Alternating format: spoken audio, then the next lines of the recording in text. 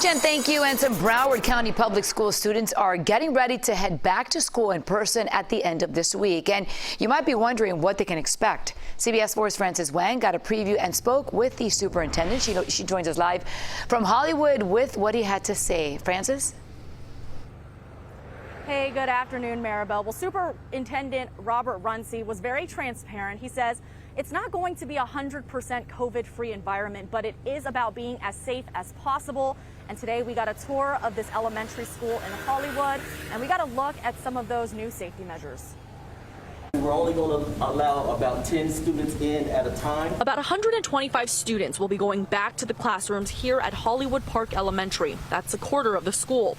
Kids will start with breakfast, socially distanced in the cafeteria, and then go to a common area where teachers will pick them up. Schools, as they change class periods, will have staggered release times to reduce congestion in the hallway. And these are some of the items you'll see throughout Broward schools. Decals and signs all over the floors and walls, sanitizers, gels, wipes, electrostatic misters. For the first time in this district, Superintendent Robert Runcie says there will be at least one nurse in every school. There will also be an isolation room for any students with flu-like symptoms. So when there is a case, it's not if, it's when there is a case that occurs with a student or staff person. We have protocols in place to be able to do that.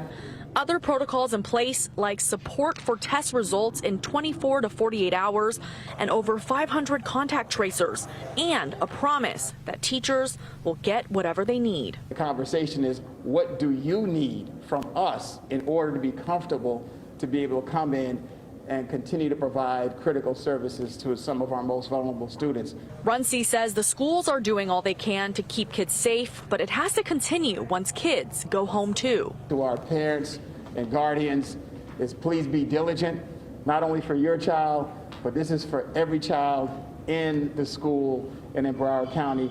Your actions are going to impact the ability of our schools to stay open.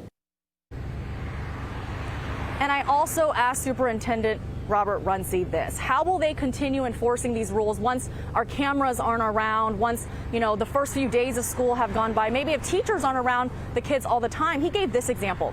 If a kid continuously doesn't wear a mask, they may move that kid back home to learn remotely or virtually or however they were learning before. He also said teachers are finding creative ways to enforce these rules for those kids. He also said a lot of schools find that wearing masks are kind of a cool thing to do now, Maribel. Makes a lot of sense, right? We are live in Hollywood. I'm Frances Wang, CBS 4 News. It sure does. And believe it or not, mine started school already, and my little one, who's 8, is already used to wearing the mask. He gets in the car and doesn't take it off. So they get used to it. They're resilient. All right, Frances, thank you. Yeah.